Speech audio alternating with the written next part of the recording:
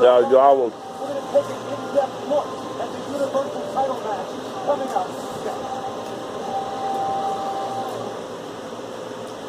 Y'all would call it child abuse. Or rich people would call it attempted murder. Huh. Like I said, God took care of them. Huh. God sorts out the ones that are good and bad, or good and evil.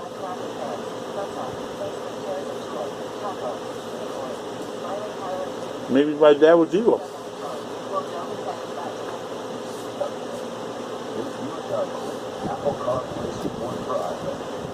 Come on! He dropped my head. Dropped me on my head. From a 12-foot drop. 3 times. What did I tell you? Attempted murder. Of the baby.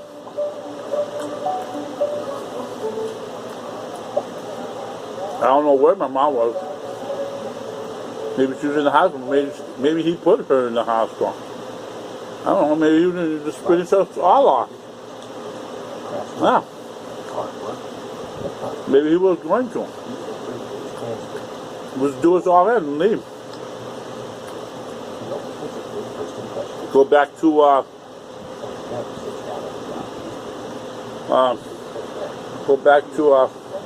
Nebraska, breaking horses. They called him horse killer. The guy killed horses with his bare hands. All right, story time. Story time. Here we go. Story time. Ready? One day, my dad told me this. My dad actually, like I said, he did realize I was his kid. And he told me about life. Right? After, like I said, dropped me on my head from a 12-foot drop. And then he realized this must be a Hungarian baby. Sure, he might be a little messed up, but hell, he's messed up himself, so that just makes me normal. People always ask me, Carl, I hear you got something to do.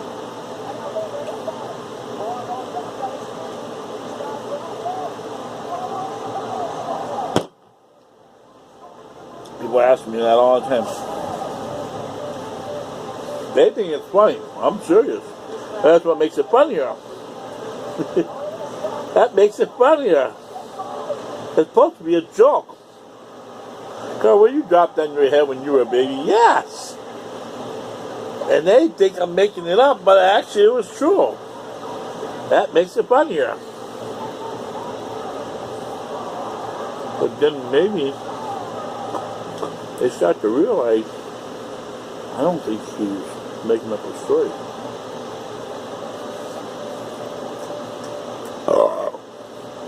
I think he was telling the truth. I had a tree fall on my head. A tree! I got some this bro.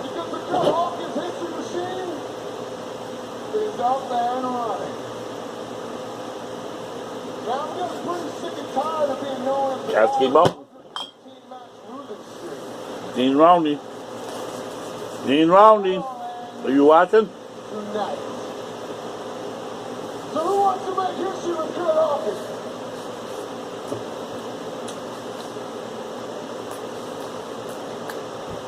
I knew he did it on purpose.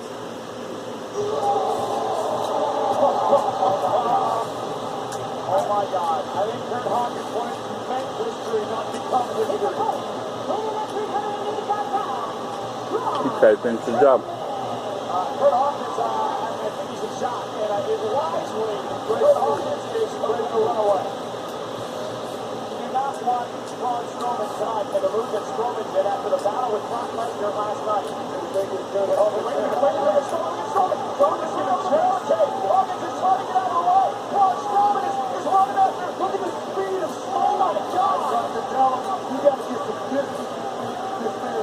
Braun Strowman just ran down Hawkins. Now he just put him onto a table.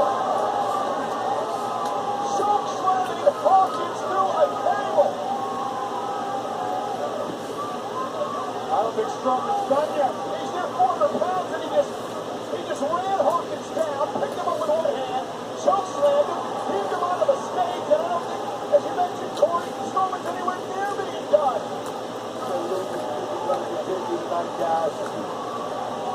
It's not going to be a match, that's for sure.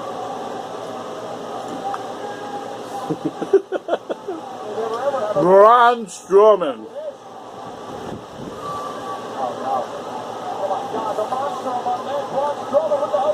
Braun Strowman.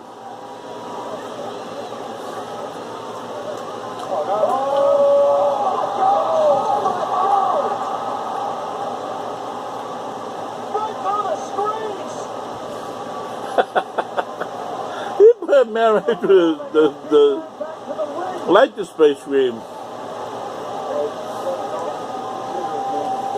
I know you're getting waiting for that story, right?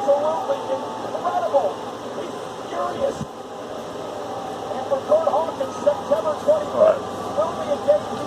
Story time. I do have a brain.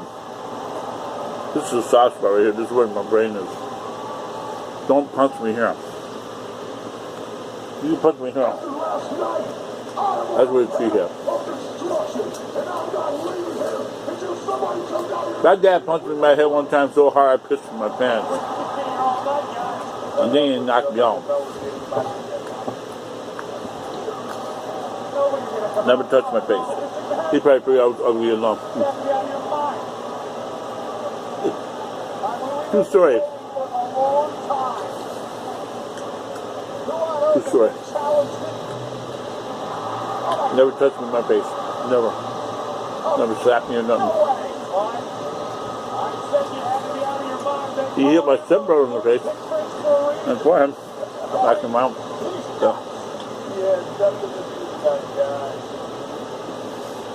I can think of a lot of better things to do than walk out of the ring and get in there with Braun Strowman. And look at he tossed Benny Dumping, Benny Dumping the tag team championship match last night.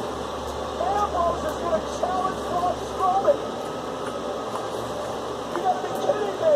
I know you guys are waiting for the story time, right? Oh, we got plenty of time. Only 7 minutes and 38 seconds. We got plenty of time. Certified products made at home with us. A premium food factory workers who invest in needs of their choice, like well-being, nutrition, and transportation. This is the ecosystem of fair trade. Your purchase makes a difference, not just at home, but around the world. Westbound, shopping.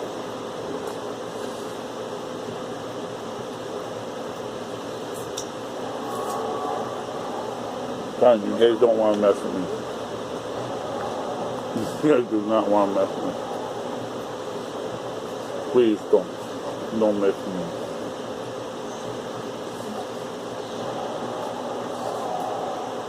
I have so much anger built up inside me. I'm serious.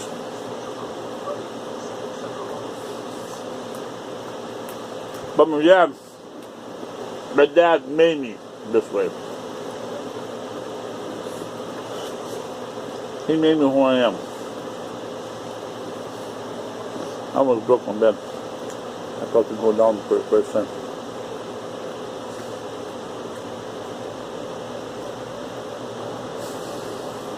My dad made me who I am.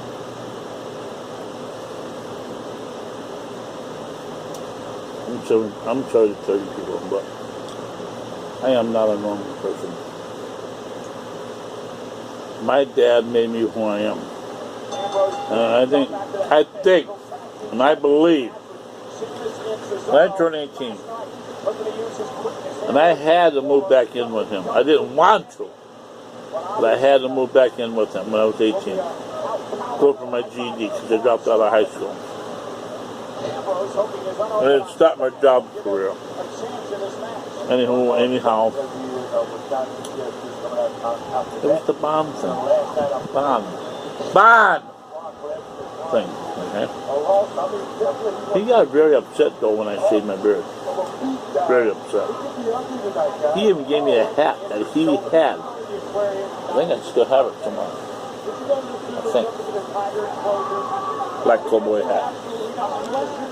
He has since he was 18. He gave it to me when I turned 18. One of those hats, you can brush it off and it's still good.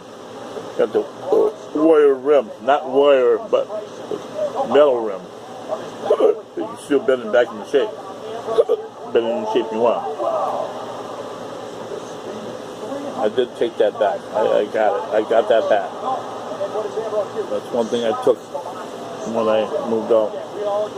Took a few things that sentimentally. Wish I would have took a lot more. But one thing I did leave behind there is all my dad's songs and all my dad's cassette tapes that he made. And regards, if you have, and Milton, if you have any heart, you'll return that stuff to me. You know where I live, leave it on my door. You know, something from my dad. It's in that first walk-in closet. When you first walk in, boom, there it is. Top shelf, middle shelf, whatever. It's a box. It's all my dad's songs and all my dad's cassette tapes. That's something that my uncle presented to me when I was living with Audra. Anyhow, he gave me that black cobra hat when I moved in with him. Okay, story time. I need another. Be right back.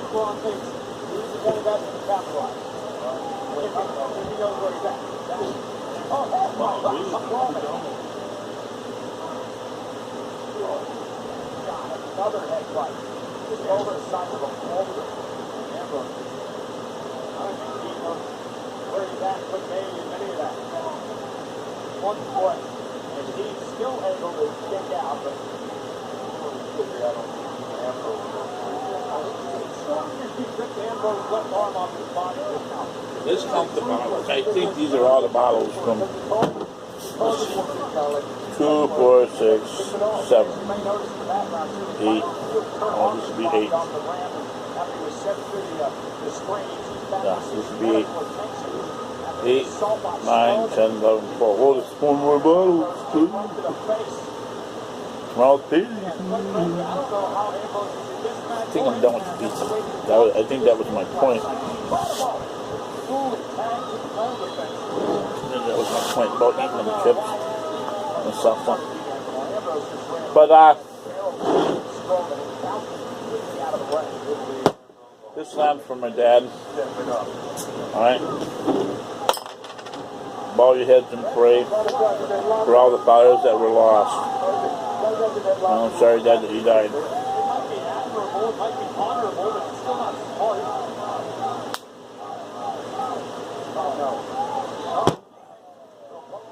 Dad, I tell you right now, you taught me a lot. You taught me how to draw. You taught me how to write. You taught me how to defend myself. You taught me how to fish. You taught me how to shoot a gun. You taught me how to dance.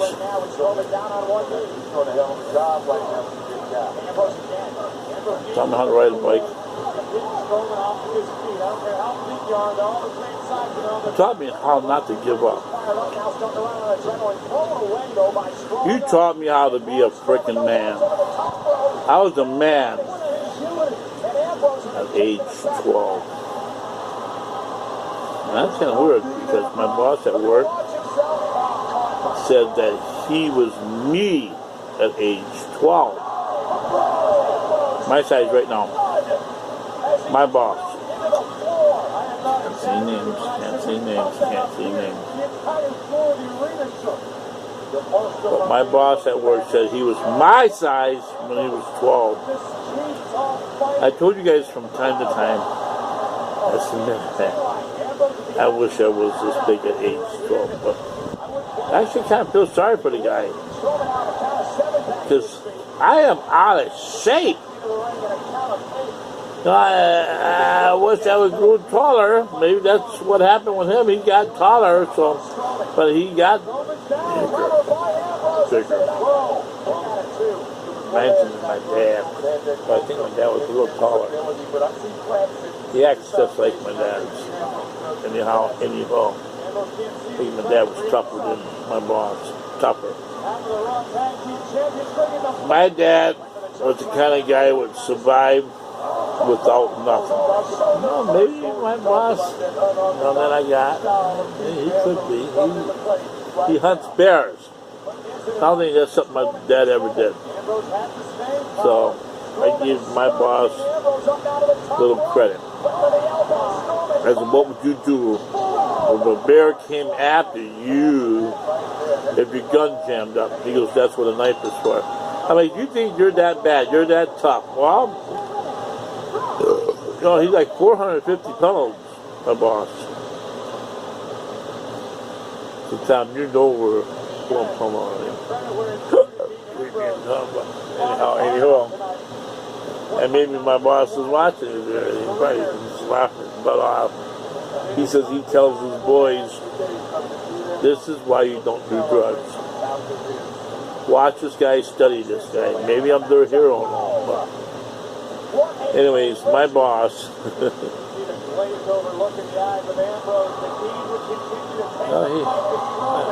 I can't look up to the guy. Maybe he can't look up to me. I don't know. I'm going to cry now, but stop it. Stop it. I've known him for 6 years now. 7 years. But I think we understand each other.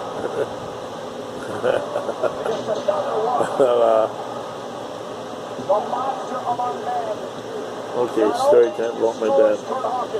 Enough of my boss. Enough of everything else. Story time about my dad.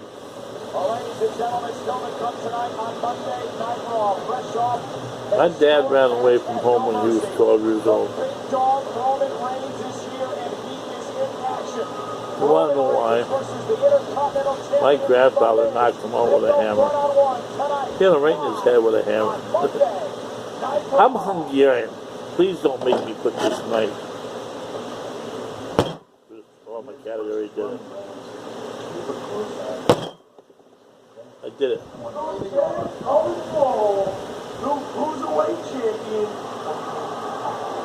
Can I be considered as a dangerous person? This table is at least a 1/4 inch thick. Plastic. It's durable plastic. And I just put this knife to it.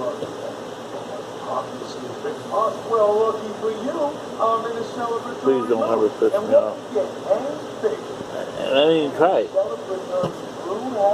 I did not even try.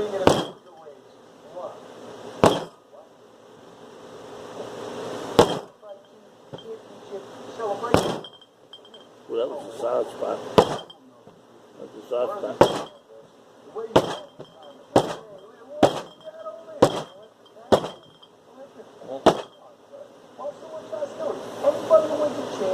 Please don't ever try to piss me off. Please. Y'all can mess with me all you want, but please. I feel like smashing one of these bottles over my head.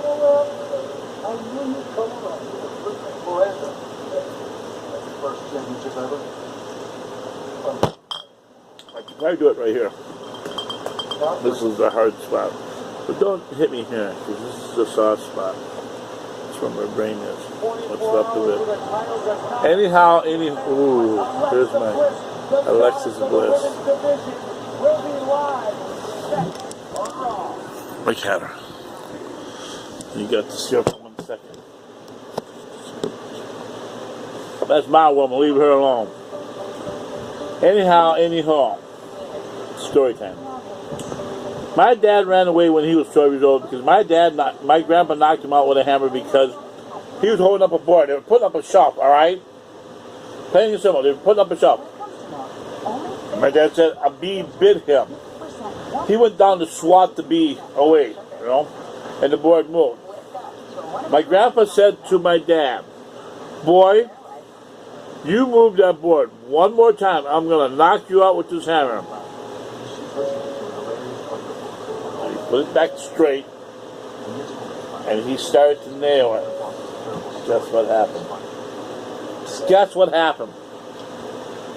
That bee that he swatted at came back. It's like when the hornets or whatever that can continuously sting you. Realized that there was a hornet's nest on the other side of that. Every time my grandpa nailed it, some hornets went crazy, and they worked their way through that wall. You know, didn't bother my grandpa. He was up on the ladder, pounding. So the bee came around, I don't know through whatever, but came around, bit my dad in the leg, and then swatted at it, and then moved the board, and he said, "You do it one more time, I'm going to knock you out with this hammer." He put the board back straight up, and he hit the nail again. The, all of the same bee or whatever, bit him again, and he went to swat it. Well, it's a common reflex. My grandpa, common reflex. Bam, right in the fuck. I'm sorry to swear. Didn't finish it though. It hit my dad right in the head with a hammer. Knocked him right out. My daddy told me this story. Why would he make it up? So then, my grandpa said, "Let him be. He's learning the lesson." Knocked him right out. Left the board, lay whatever, got on halfway up, whatever. Left my dad laying on the floor, knocked out. Didn't even care to check him if he was still alive or conscious or whatever. Told my grandma, "It's time we do our shopping now. Leave the boy be. He'll be fine when we get home. We'll finish putting up that shelf, and everything will be all right." Well, when they left, my dad woke up, found out he was home alone, packed up what he needed, got his little traveling pack or whatever. He said he got a broom handle or whatever, and tied it on his broom handle. Made up a gunny sack or whatever, and tied it on there, and he left. And he said that he walked the road trains, went all the way to Nebraska from Wisconsin. So y'all look at your little Mappets or your GPSs or whatever. I did one time.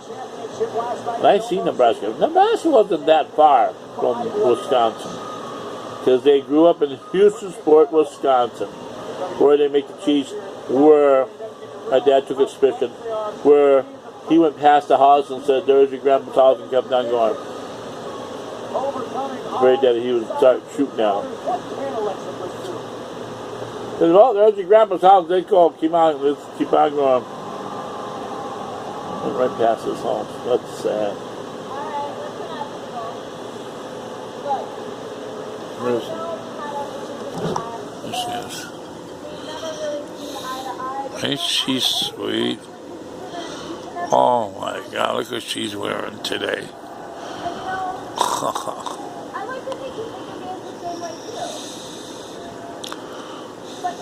This is the girl that asked me to the St. Patty's dance, and I lied to her saying that I already had a date.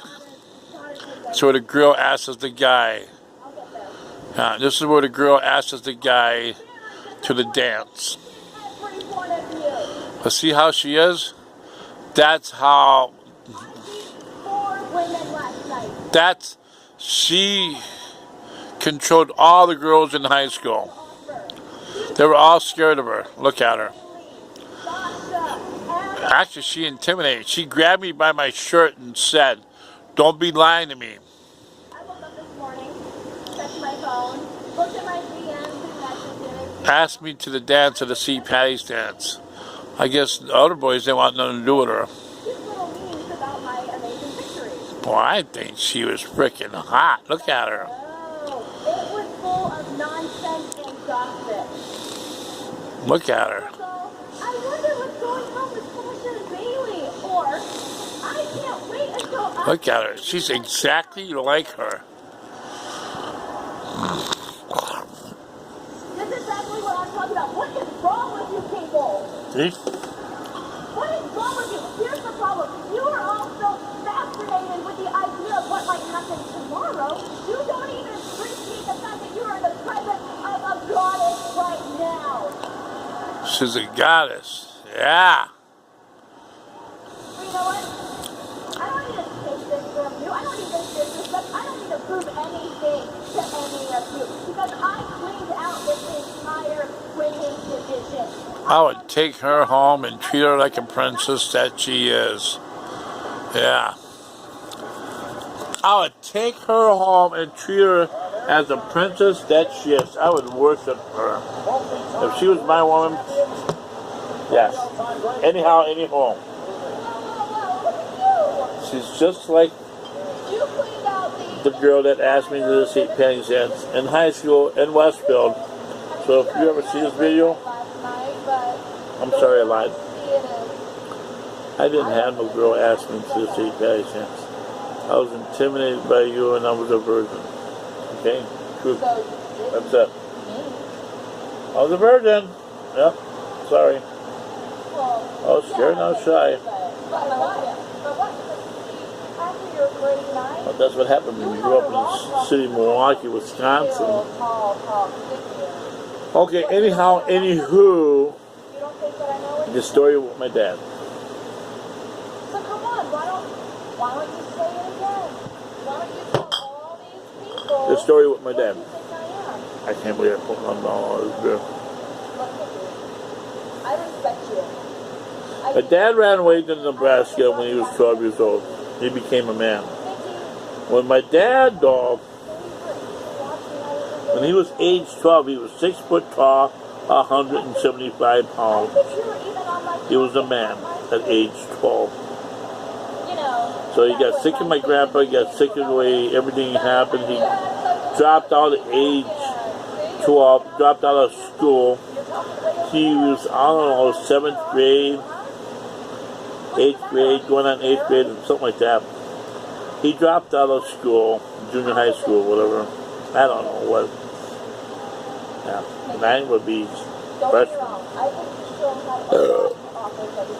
Maybe junior high school. Yeah. Because high school would be freshman, 8th grade, 9th grade. Right. So junior high school, whatever. Figured he was smart enough. He went to Nebraska breaking horses. Joined the army. Oh, I don't know. The stories render. He lied about his age in the army, so maybe that was first. I don't know. Ran away from home, joined the army, mad about his age.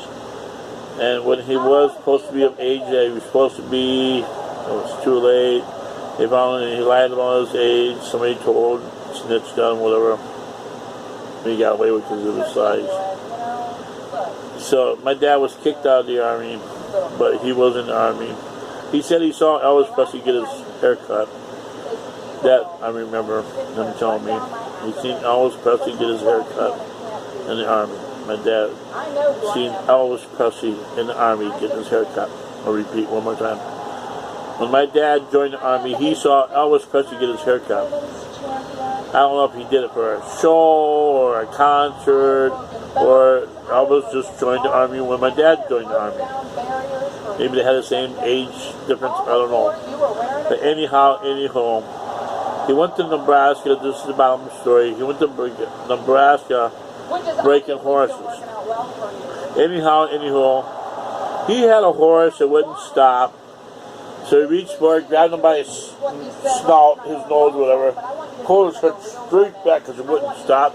I mean, he was brushing against barbed wire going underneath tree branches, trying to knock my dad, rolling over on top of him. My dad would not just, he wrapped his legs, he had big 48-inch legs, wrapped his legs around the horse and would not let go. My dad was a horse breaker. He break horses. And he broke every horse he ever found. But that one horse he could not break. It would not stop running. So he reached for it, grabbed him by his snout, pulled straight back, and snapped his neck. Took his saddle off, walked back to the branch, and then ever since then he became known as the horse killer.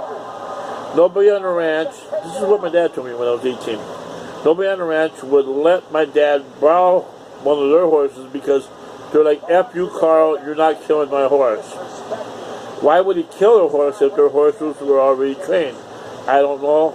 I don't want to even bother thinking about it because I haven't went that far with my memory. Soft. Anyhow, maybe he got a different horse.